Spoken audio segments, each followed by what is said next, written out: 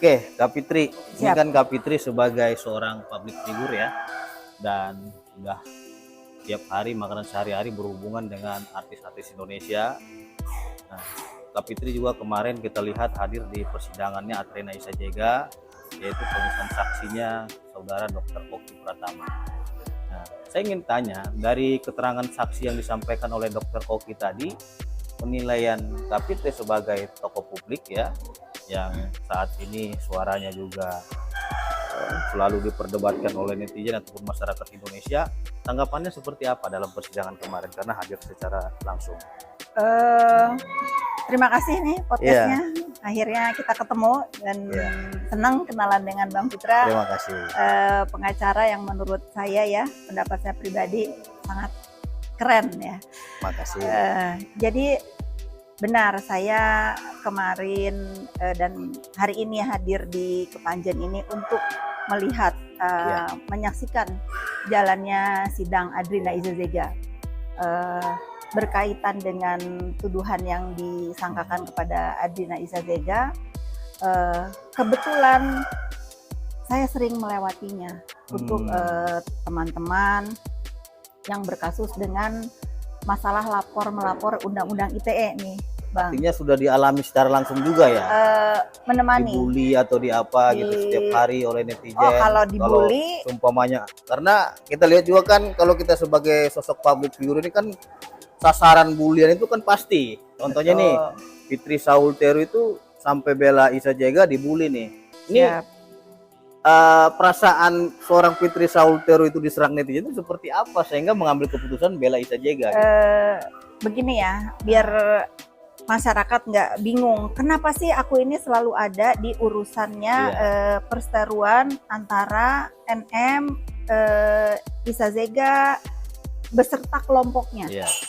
Kita ke belakang sedikit, bahwa dulu ketika saya memutuskan untuk membela NM dari kasus yang dia hadapi, walaupun secara hukum lah saya tidak mengerti sebetulnya. Waktu itu saya tidak mengerti, saya hanya melihat satu sosok ibu yang sedang, menurut mata saya, yang sedang terzolimi ya, karena berkenaan dulu itu mengenai hak asuh anak. Itu dulu. Dari situ saya jadi pelajari, apa sih undang-undang ITE ini, Bang Fitra? Kenapa sih undang-undang ITE ini harus diberlakukan di Republik ini? Saya setuju dengan adanya undang-undang ITE khususnya pasal 27. Untuk apa? Untuk membatasi kebebasan kita sebagai pengguna sosial media berpendapat atau bersuara. Tetapi kita harus melihat nih dari dua sisi. Mana perbuatan atau ujaran yang memang kita dudukan di dalam pasal ITE khususnya pasal 27, atau mana kebebasan berpendapat. Itu dulu ya, Bang Fitra ya. Kalau saya melihat kenapa saya akhirnya ikut terbuli juga di dalam urusan sosial media ini, yang sebetulnya dulu saya tidak suka bermain sosial media. Tetapi saya sebagai seorang ibu juga yang punya rasa tanggung jawab untuk mengedukasi khususnya teman-teman pengguna sosial media dan generasi bangsa nih, bahwa memang kita harus berhati-hati menggunakan sosial media. Tetapi sebetulnya ada yang harus lebih berhati-hati lagi, Bang Fitra, dalam kita menjadi pengguna sosial media. Satu, kalau kita tidak mau ngomong bahasa sekarangnya itu diserang ya, diserang atau dibully, ya kita harus baik dulu. Kita harus baik dulu bersikap, baik dalam keseharian atau menggunakan sosial media dalam berbisnis. Semua etika kehidupan ini harus kita pakai dulu. Itu menurut pendapat saya. Balik lagi nih ke kasus kesaksiannya Oki kemarin. Nah, ini kan soalnya diperdebatkan juga nih. Karena ini berhubungan ya, dari awal saya mengenal Oki, mengenal Isa cukup lama. Dari orang yang meminta Oki menjadi saksi sekarang. Gitu ya. Saya merasa sebagai orang yang dituakan oleh mereka, saya ingin hadir di situ, ingin melihat sejauh mana Oki sebagai pribadi yang mengenal saudara Isa Jega sebagai saudara.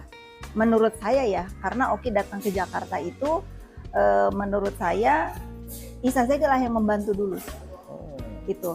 Jadi ada dua kepentingan pribadi saya Jadi datang ke Oki sini. pertama kali ke Jakarta itu dibantu oleh Isa Jega. Iya. Oh, Dan itu udah terekam di dunia maya juga, Bang Fitra ya. banyak juga ya yang dibantu oleh Isa Jega dibalik daripada kasus ini. Ternyata Oki Pratama ini seorang dokter Oki ya, yang sekarang itu terlihat orang begitu besar kan gitu. Ternyata awal mulanya dulu itu bertemu dengan Isa Jega dan Isa bantu dia. Betul. Itu Lantas, kenyataannya. Sekarang begini pertanyaannya, Kak Fitri. Di dalam dunia entertain kan tentunya pertemanan itu nomor satu. Betul. Ya. Dan persahabatan itu kan saling dijaga dan perasaan seseorang juga. Betul. Nah, kemarin juga kan saya sempat lihat Isa Jega itu menangis terhadap Dokter Oki. Kenapa Dokter Oki menjadi saksi untuk mempidanakan dia? Itu pertanyaan dia yang saat ini juga kan jadi muncul pemberitaan juga, judulnya itu Isa Jega menangis kepada Dokter Oki gitu loh. Nah, apakah seorang sahabat ya yang menurut Fitri Saulteru itu harus bersikap seperti itu gitu loh?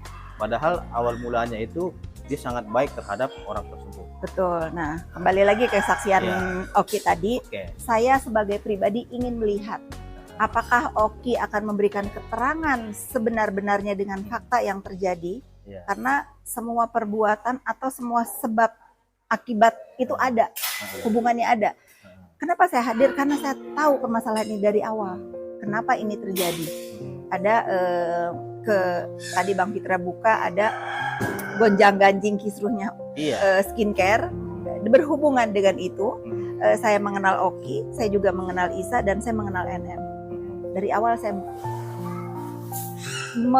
berharap kepada mereka-mereka yang saya kenal ini, buat apa kalian saling serang di dunia maya untuk urusan saling menjatuhkan dunia bisnis? Karena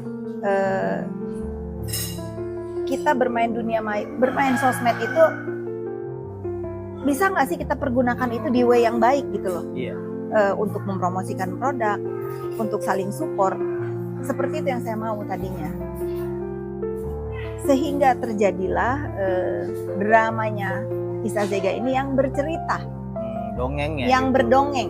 Yang berdongeng. Kenapa dia berdongeng? Karena dia melihat percakapan antara Dokter Oki dengan seseorang yang menyuruh untuk mereview skincare yang saat itu Isa Jega sedang menjadi brand ambassador. Sekarang kita bayangkan gini Bang Fitra, bagaimana seorang Isa sedih, kaget, kok dia periuknya mau diganggu gitu.